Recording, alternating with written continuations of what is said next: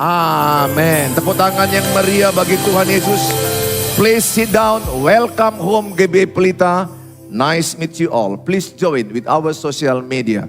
Silakan bergabung dengan sosial media gereja, sosial media Bapak Gembala, baik Instagram, Facebook, TikTok, YouTube. Saudara pasti diberkati dengan firman Allah. Hari ini kita belajar dengan tema menang atas ketakutan. Saya mengajak semua kita sama-sama bagaimana kita belajar menang atas ketakutan. Dari Mazmur 56 ayat 1 sampai kepada ayat yang ke-14. Kita baca sama-sama dengan suara yang kuat. Mari kita baca, kita sudah sampai Desember, harus lebih semangat lagi ya. Supaya kita mendapatkan firman dengan berkat Tuhan. 1, 2 ya. Untuk pemimpin biduan menurut lagu merpati di pohon-pohon terbantin yang jauh. Miktam dari Daud. Ketika orang Filistin menangkap dia di Gat. Terus, kasihanilah aku ya Allah, sebab orang-orang menginjak-injak aku. Sepanjang hari orang memerangi dan mengimpit aku. Terus, seteru-seteruku menginjak-injak aku sepanjang hari. Bahkan banyak orang yang memerangi aku dengan sombong. Waktu aku takut, aku ini percaya kepadamu. Kepada Allah yang firman-Nya kupuji. Kepada Allah aku percaya. Aku tidak takut apakah yang dapat dilakukan manusia terhadap aku. Sepanjang hari mereka mengacaukan perkaraku. Mereka senantiasa bermaksud jahat terhadap aku. Mereka mau menyerbu. Mereka mengintip mengamat-amati langkahku. Seperti orang-orang yang ingin mencabut nyawaku. Apakah mereka dapat luput dengan kejahatan mereka? Runtuhkanlah bangsa-bangsa dengan murka-Mu ya Allah. Sama-sama. Sengsaraku engkaulah yang menghitung-hitung. Air mataku kau taruh ke dalam kirbat-Mu. Bukankah semuanya telah kau daftarkan? Maka musuhku akan mundur pada waktu aku berseru. Aku yakin bahwa Allah memihak kepadaku. Kepada Allah firman-Nya kupuji. Kepada Tuhan firman-Nya kupuji. Kepada Allah aku percaya, aku tidak takut. Apakah yang dapat dilakukan manusia terhadap aku? Terus, najarku kepadamu ya Allah, akan kulaksanakan dan korban syukur akan kubayar kepadamu. Sebab engkau telah meluputkan aku daripada maut, bahkan menjaga kakiku sehingga tidak tersandung. Maka aku boleh berjalan di hadapan Allah dalam cahaya kehidupan, dalam cahaya kehidupan. Saudara, kalau kita lihat pada ayat yang pertama, bahwa ini cerita Daud melarikan diri dari kejaran Saul. Saul ingin membunuh dia karena Saul iri dengan kehebatan Daud. Di mana wanita-wanita berkata, Daud mengalahkan berlaksa-laksa. Sementara Saul beribu-ribu. Iri hati. Ingat, iri hati akar kejahatan. Saya berdoa sama semua kita, pastikan di hatimu tidak ada iri hati. Iri hati dan egois akar kejahatan. Itu Yakobus 3 ayat 16. Jadi kalau di hatimu ada iri hati, di hatimu ada yang namanya egois, mementingkan diri sendiri, itulah akar kejahatan. Kupastikan di hatiku tidak ada egois. Dalam nama Tuhan Yesus. Kupastikan di hatiku oleh kasih karunia tidak ada iri hati. Makanya kalau engkau melihat orang makin kaya, doakan dia, berkati dia lebih kaya lagi. Ya ibu-ibu, kalau kau lihat ada ibu-ibu lain dari salon makin cantik dia pulang salon, doakan dia makin cantik. Tuhan buat dia lebih cantik. Ada ibu-ibu iri hati lihat orang lain lebih cantik. Kata-katanya jadi menghujat. Sok cantik. Jangan ya. Siapa yang senang melihat orang lain diberkati? Oh, yang di belakang? Siapa yang senang lihat musuhnya diberkati Tuhan? Oh, haleluya. Udah selesai khotbah ini. Karena semua sudah lulus. Tapi Alkitab bilang berbahagialah mereka yang mendengar dan melakukan, bukannya mengangkat tangan katanya. Betul?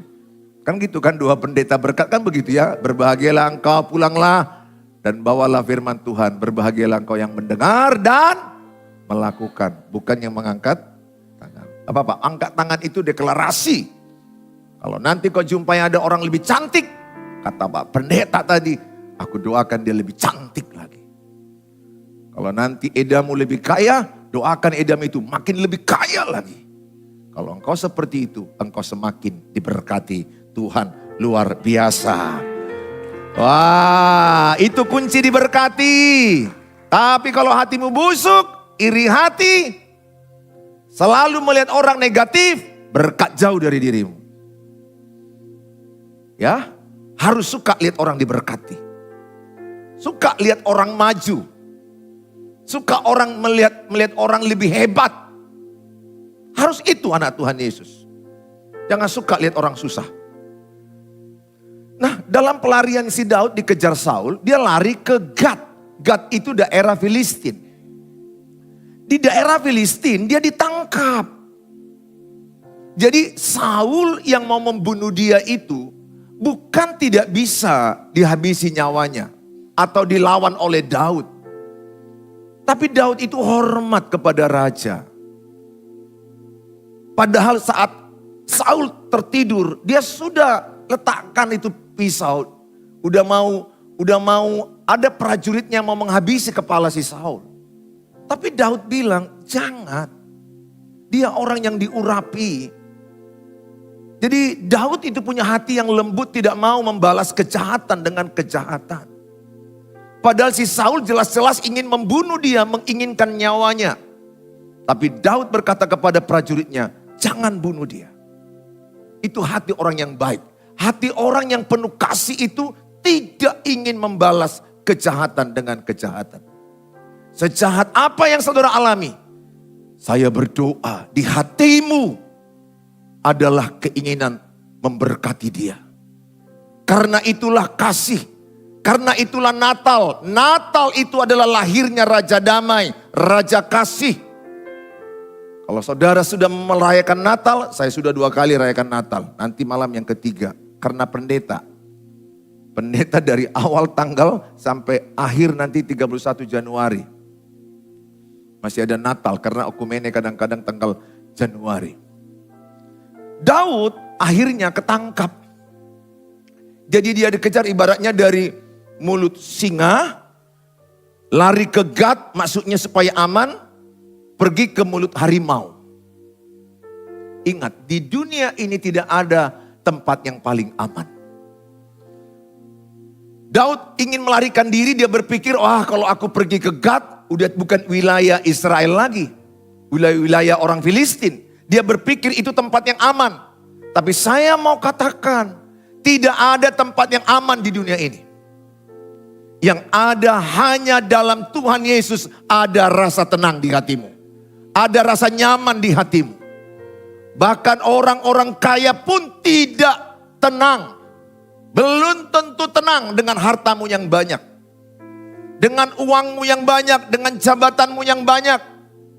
Bahkan kalau saya katakan orang-orang kaya lebih takut mati. Makanya saya berdoa di antaramu semua kita kayalah di sorga, bukan di bumi. Halo? Sehingga kalau kau naik pesawat, pesawatmu goyang-goyang. Engkau takut mati karena pada umumnya memikirkan yang di bumi. Hartamu banyak di bumi. Tapi kalau hartamu di sorga, Alkitab bilang di mana hartamu berada di situ hatimu berada. Sehingga kalaupun terjadi kematian, engkau akan berkata, kematian adalah keuntungan. Hidup adalah Kristus. Orang yang sanggup mengatakan kematian adalah keuntungan, kalau hidupnya untuk Kristus. Tapi kalau hidupmu untuk dunia, engkau mati gak beruntung. Kalau hidupmu untuk dosa, engkau mati tidak beruntung. Saya mengajak setiap saudara, ketika engkau mengalami ketakutan, contoh Daud, dia lari kepada Tuhan Yesus. Tidak ada orang yang tidak pernah mengalami ketakutan. Tuhan Yesus di Taman Getsemani sebagai manusia, ingat ya Tuhan Yesus manusia 100%, Pada waktu dia inkarnasi, Allah 100%. Itu yang banyak orang-orang gak percaya itu gak ngerti dia. Tapi udah gak usah dipersoalkan, gak usah diperdebatkan. Sebagai kemanusiaannya, dia takut pada waktu itu. Bahkan dia berkata, kalau bisa lalukan cawan ini daripadaku. Cawan itu artinya penderitaan. Kalau bisa lalukanlah penderitaan ini padaku. Itu maksud ayat itu. Tapi jadilah kehendakmu. Tapi di situ Tuhan Yesus sebagai kemanusiaannya, bukan keilahiannya. Gak mungkin Allah takut. Gak mungkin Tuhan takut. Mana Tuhan namanya kalau takut? Sebagai kemanusiaannya, dia juga ada rasa takut. Dia manusia 100%, Allah 100%. Siapa lagi di Alkitab? Nabi Elia. Saya ajak kita baca dalam kitab 1 Raja-Raja 19. Ayat yang keempat, coba dibuka dulu.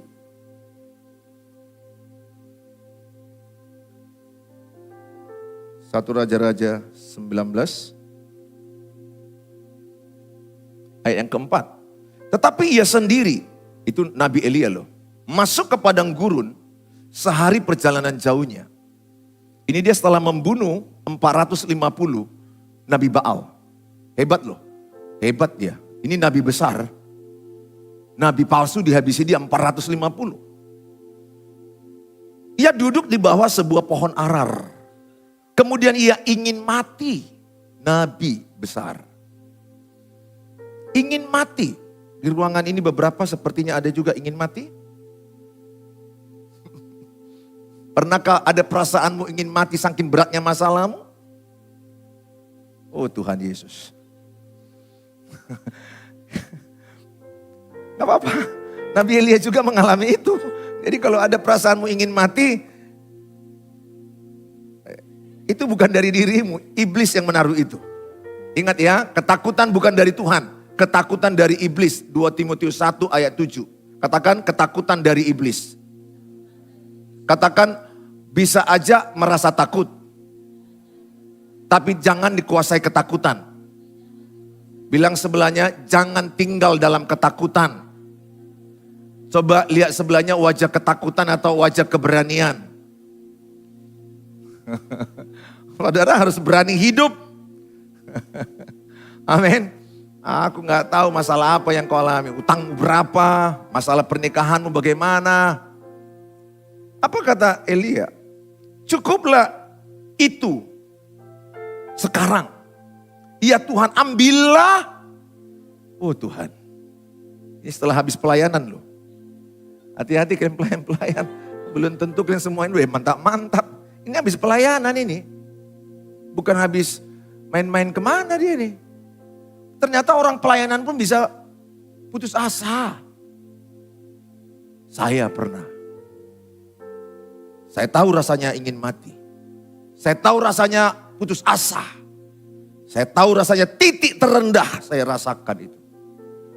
Saya tahu rasanya frustrasi, depresi, stres. Saya rasakan itu. Sudah pendeta. Kalian mau hakimi saya terserah. Ada temanku Nabi Elia. Dan ada temanku Tuhan Yesus. Jadi kalau di ruangan ini gak pernah stres, dia setingkat di atas Tuhan Yesus. Nah tahu ada di ruangan ini bilang, aku gak pernah stres. Gak pernah, gak ada takut aku. Aku gak takut sama siapa-siapa. Oh, ya udah, terserah lah. Kalau kau gak pernah takut, terserah. Aku masih manusia. Aku pernah rasa cemas ketika si Hani operasi, si Jamie operasi. Pernah. Namanya dia masih anak-anak mereka dioperasi. Ku bawa ke ruang operasi. Saya nangis di luar. Tapi saya serahkan kepada Tuhan. Ambillah nyawaku sebab aku ini tidak lebih baik daripada nenek moyangku. Ingat, pembandingan diri membuat engkau stres. Dia membandingkan dirinya dengan nenek moyangnya. Jangan bandingkan masalahmu dengan masalah orang lain. Perbandingan masalah membuat engkau stres. Jangan bandingkan berkatmu dengan berkat orang lain. Jangan suka banding-bandingkan. Bilang sebelahnya, jangan suka banding-bandingkan. Tepuk tepuk supaya hidup dia ini pagi-pagi begini, gelap-gelap gini. Entah kemana pikirannya nggak tahu saya. Bantu saya supaya dia bisa lebih alert dengar firman Tuhan. Jangan banding-bandingkan kecantikanmu dengan kecantikan yang di kalender. Itu sudah di make up. Coba aslinya saat dia bangun. Saat dia bangun, gak jauh beda, mungkin lebih cantik kau. Gak usah banding-bandingkan lah. Gak usah banding-bandingkan, capek lah pernikahanmu dengan pernikahan orang. Lihat itu Pak, suaminya mesra sama istrinya. Iya di hadapanmu. Di belakangmu kau gak tahu. Ya udahlah yang baik-baik puji Tuhan aja. Saudara yang saya kasihi, Daud di sini mengalami ketakutan. Daud saking takutnya, dia pernah di dalam kitab 1 Samuel, coba dibuka. 1 Samuel pasal 30 ayat yang keempat. 1 Samuel 30 ayat yang keempat. Lalu menangislah Daud dan rakyat yang bersama-sama dengan dia itu dengan nyaring sampai mereka tidak kuat lagi menangis. Ini raja aja menangis. Raja aja menangis. Alkitab katakan Mazmur 56 ayat yang ke-8, air mata Daud karena penuh dengan kesengsaraan ditampung Tuhan di gerbatnya. Jadi kalau engkau ada rasa sedih dalam hidupmu, jangan segan-segan nangis. Saya pun walaupun laki-laki, saya bisa nangis sama Tuhan. Saya haramkan untuk nangis sama orang. Ya kalau ada orang yang bapak rohani saya atau orang-orang yang sangat percaya sama saya percayai, saya curhat, saya bisa nangis. Tapi jangan biasakan nangis menjadi membudaya. Tapi kalau memang keadaanmu lagi sengsara, lagi menderita, ingat yang tahu penderitaanmu itu orang adalah dirimu sendiri, bukan orang lain. Engkau yang tahu cerita hidupmu dengan Tuhan.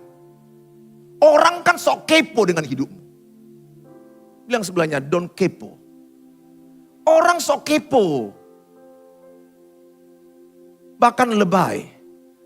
Berlebih-lebihan. Sok tahu cerita hidupmu. Sok tahu apa yang kau rasakan. Mulut manusia ini ya. Bisa ngomongnya, berceritakan semua tentang dia. Hebat dia. Aku tahu siapa dia, semuanya. Penciptalah kau berarti. Tahu kau semua tentang dia, padahal yang kau tahu kulit-kulitnya. Ya, ciri-ciri penggosip itu kan begitu. Yang pertama dia akan bilang, kita bukan mau ngomong-ngomongnya orang ya. Hati-hati. Kita bukan mau ngomong-ngomongnya orang. Yang kedua, kau udah tahu nggak ceritanya? Hati-hati. Kalau udah dua introduksi itu ciri penggosip. Itu ciri penggosip yang harus kau tandai orangnya. Kalimat pertama, kita bukan ngomongi orang. Ciri kedua, tahu nggak kau ceritanya? Nah, itu ciri penggosip. Kalau dua-dua ini sudah muncul kalimat ini, langsung ingat Mazmur 1 ayat 1, jauhilah penggosip. Langsung bilang sama dia, kau penggosip, sorry. Karena kata pendeta kami, 2 ciri ini harus kupegang. Penggosip sudah tertawa. Bertobatlah. Ulanglah kita jangan menggosipi orang. Don't kepo. Jangan suka membandingkan pernikahanmu dengan orang lain. Jangan suka menilai orang lain. Nilai dirimu, evaluasi dirimu. Ada balok di matamu. Bilang sebelahnya, ada balok di matamu. Itu aja urus. Ngapai selumbar di mata orang kita urus? Ngapai kesalahan orang kita bahas-bahas? Kesalahan keluargamu gimana yang hancur itu? Itu bahas. Gimana ekonomimu naik, pernikahanmu bagus, anak-anakmu bagus. Itu aja kurang waktumu. Apalagi bahas orang lain. Saudara yang saya kasih dalam nama Tuhan Yesus. Daud nangis. Saya ajak sama saudara, kalau berat tekanan hidupmu, datang di hadirat Tuhan. Nangis. Saya lakukan itu.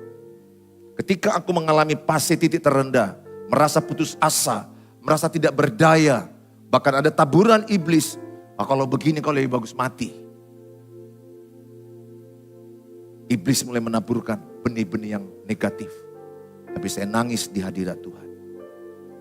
Maka Tuhan katakan Matius 11, 28, 29. Marilah kepadaku yang letih lesu, berbeban berat, aku akan berikan kelegaan kepadamu. Jadi kalau engkau letih, engkau lesu, berbeban berat, datang ke Tuhan. Jangan salah orang. Jangan andalkan orang. Jangan ceritakan semua masalahmu ke orang. Semua masalahmu akan jadi berita umum. Kecuali orang itu dapat kau percaya. Jangan. Don't stupid. Jangan bodoh saya. Jangan bodoh dirimu. Semua cerita masalah suami istri kau bongkar semua sama orang. Mulut orang itu. Ingat, orang lebih suka melihat kehancuranmu daripada keberhasilanmu. Saya mau tanya, gosip itu lebih enak yang positif atau yang negatif dibahas? Ayo jawab sama saya. Oh Tuhan Yesus. Udah tahu juga jawabannya kan? Itulah manusia.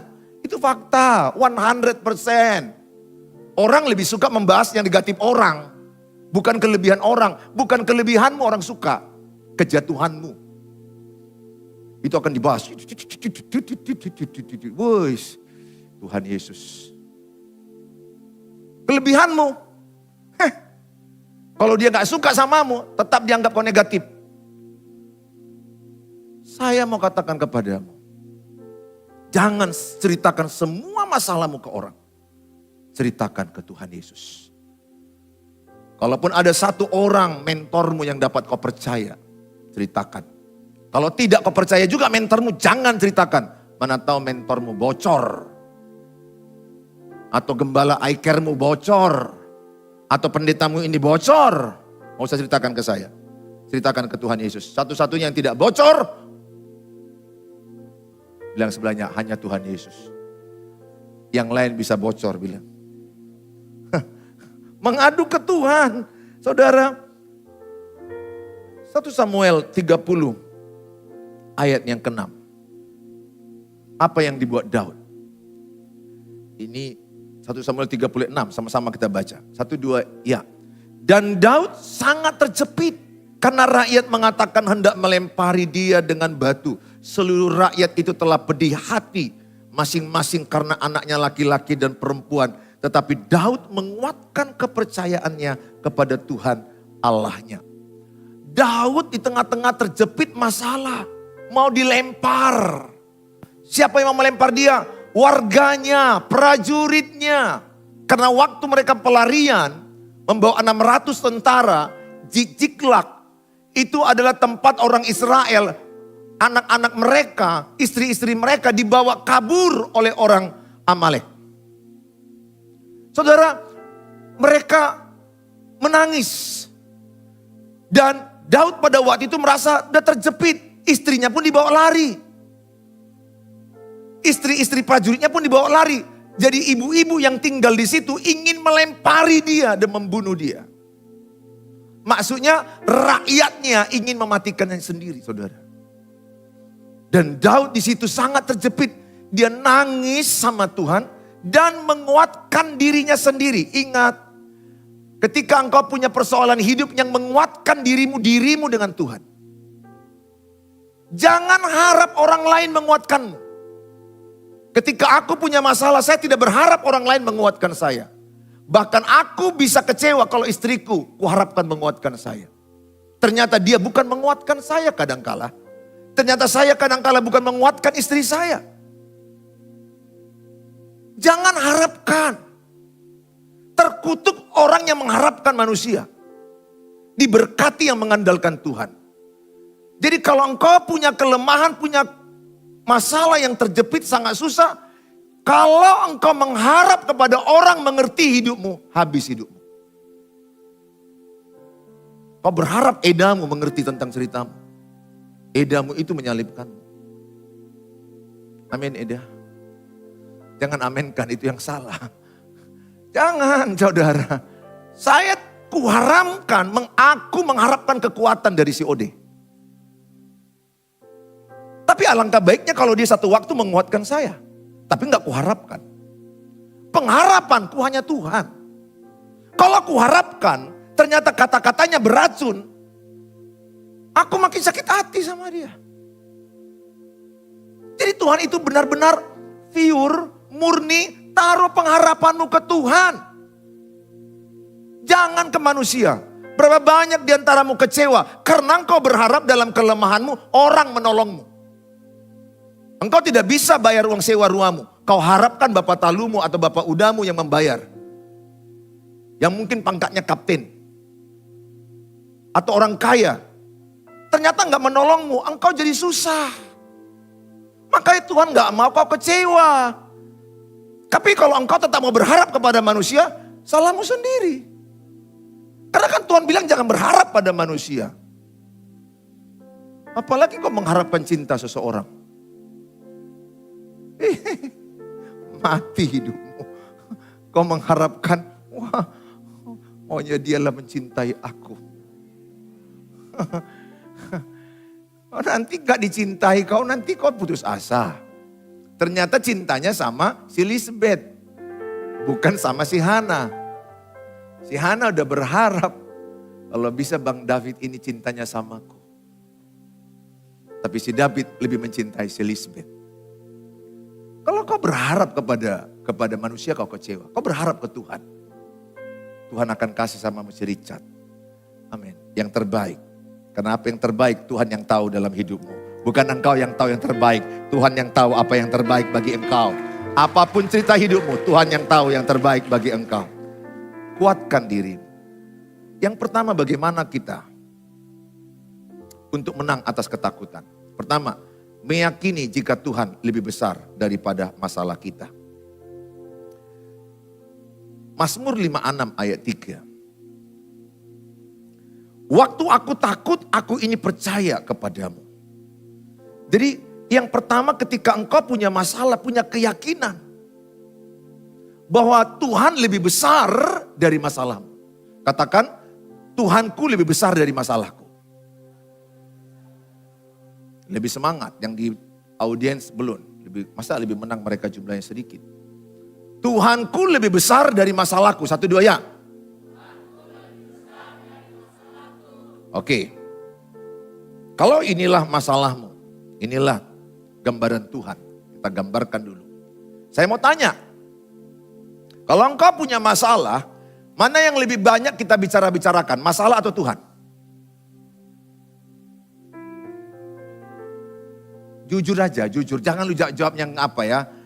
Mana yang lebih banyak kau bicarakan ketika engkau punya masalah? Masalahmu atau Tuhan? Kalau engkau bicarakan masalah, maka masalahmu tambah besar. Maka pandanganmu tentang Tuhan seperti makin kecil. Sekarang balik, Alkitab bilang apa? Kalau engkau punya masalah, ingatlah Tuhan.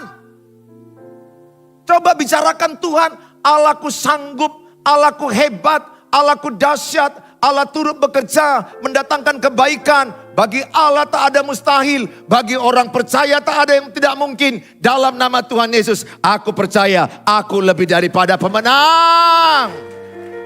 Sehingga masalahmu makin kecil, Tuhanmu makin. Mulai sekarang janji ya, kalau punya masalah, jangan suka bicara masalah. Karena kalau kau bicarakan masalah, masalahmu tambah besar. Bukan berarti gak dipikirkan. Mentoring, pemuritan, jangan terus-terus bicara masalah. Bicara Tuhan. Bicara masalah gak habis-habisnya. Mau dibodoh-bodohi masalah. Masalah itu mengke. Makin dibahas makin besar. Bicara Tuhan, bicara firman Tuhan. Doa. Itu yang dilakukan oleh Daud. Dia datang kepada Tuhan, dia cari Tuhan. Dan dia percaya Tuhan lebih besar daripada masalahnya. Yang kedua, meyakini bahwa Allah sanggup menolong kita. Mazmur 56 ayat 13. Sebab engkau telah meluputkan aku daripada maut. Mazmur 56 ayat 14 di sini ya. Sebab engkau telah meluputkan aku daripada maut. Saudara yang saya kasihi, saya akan closing ketika saya mengalami ketakutan, ketika engkau mengalami ketakutan, keyakinanmu menentukan engkau menang atau tidak. Lihat ada 12 pengintai, 12 pengintai. Sama-sama mereka lihat musuh. Tapi lihat ada 10 yang berkata, enggak mungkin kita menang. Kita pasti kalah. Tapi yang 2 orang berkata, kita bisa, kita menang. Kita kuat, kita mampu. Lihat Yosua dan Kaleb. Dia melihat masalah dari sudut pandang Tuhan. Dia melihat masalah bahwa Tuhan lebih besar dari masalahnya. Dan dia berkata, kita kuat, Tuhan menyertai kita, kita menang, kita maju. 10 lagi bilang, jangan maju, nanti kita mati, nanti kita binasa, nanti kita hancur. 10 memandang dengan ketakutan, 10 memandang dengan negatif, 2 memandang dengan iman. Saya mengajak sama saudara, kita contoh teladan Yosua dan Kaleb. Betul, orang-orang tentara-tentara, orang-orang enak itu besar-besar. Ada tembok yang besar. Mereka banyak, mereka hebat. Tapi iman keyakinan Yosua dan Kaleb, Tuhanku lebih besar. Ada keyakinan di hatimu, Tuhanmu lebih besar dari masalahmu. Saya tidak tahu masalah apa yang kau alami. Tapi coba mulai hari ini engkau selalu memperkatakan iman. Dalam kitab 2 Korintus 4 ayat yang ke-13, coba dibuka. 2 Korintus 4 ayat yang ke-13, saya teringat. Supaya kata-katamu, namun karena kami memiliki roh iman. Ini roh iman loh, kata-katamu itu roh iman. Yang sama seperti ada tertulis. Aku percaya, sebab itu aku berkata-kata. Maka kami juga percaya dan sebab itu kami juga berkata-kata. Berkata-kata apa? Berkata-kata iman. Saya latih pagi ini. Untuk memperkatakan iman. Mengalahkan fakta iman. Udah ada masalahmu, jangan terus kau ceritakan. Perkatakan iman. Are you ready? Apakah engkau siap memperkatakan iman? Ayo kita sama-sama mulai. Katakan dalam nama Tuhan Yesus. Yang di belakang belum diucapkan, diam-diam kalau engkau pulang nanti gak diberkati, jangan salahkan aku. Dalam nama Tuhan Yesus, aku percaya Tuhanku lebih besar dari masalahku. Aku percaya bagi Allah tak ada yang tidak mungkin. Bagi Allah tidak ada yang mustahil. Bagi orang percaya tidak ada yang tidak mungkin. Aku percaya aku lebih dari pemenang. Aku cakap menanggung segala perkara. Di dalam Tuhan aku kuat. Di dalam Tuhan aku bisa. Di dalam Tuhan aku berkemenangan. Tuhan berikan aku hikmat. Tuhan berikan aku kekuatan. Tuhan pasti berikan aku kemenangan. Karena Tuhan sudah menjamin kemenanganku. Tepuk tangan bagi Tuhan Yesus. Apapun masalahmu, datang kepada Tuhan Yesus. Hanya Tuhan yang bisa menolong engkau. Dan kalau engkau pun mau cerita, jangan asal cerita sama orang. Ceritamu akan diceritakan kepada banyak orang. Ceritakan ke Tuhan Yesus. Kalau kau mau nangis sama Tuhan, nangis kepada Tuhan. Andalkan Tuhan. Hanya Tuhan yang tahu isi hatimu dan cerita hidupmu. Kalaupun engkau merasa lemah, izinkan engkau berkata, Tuhan, peganglah tanganku, Roh Kudus.